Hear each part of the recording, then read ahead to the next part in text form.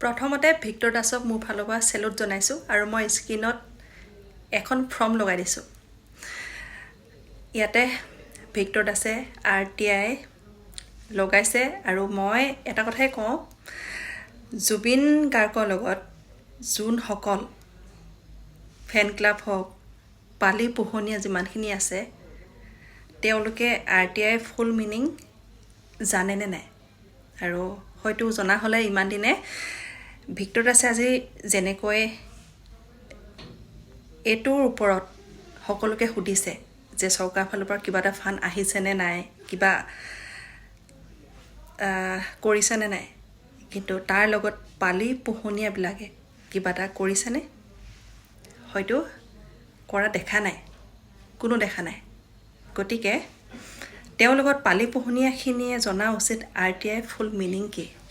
গতিকে জুবিন দা নাম লৈ নিজৰ ভাত মুঠি উলিয়াই থকাতকৈ, জুবিন দাৰ নাম লৈ নিজৰ মানিবেগ টকাৰে গৰম কৰাতকৈ হয়তো ভিক্টৰ দাসৰ নিচিনাকৈ আজি যদি সেই পালি পোহনীয়া বা ফেন ক্লাবৰ সকলোৱে যদি লাগিলে হয়, আজি চাগে জুবিন দাই ন্যায় পালে হয়।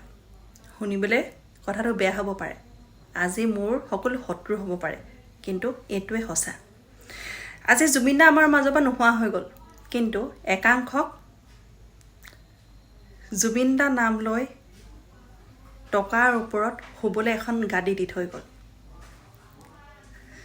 আৰু একাংশৰ কাৰণে জুবিন দা এটা ব্ৰেণ্ড হৈ গ'ল। সিমানেই ক'লোঁ, বুজাই বুজিব আৰু নুবুজাই নাই।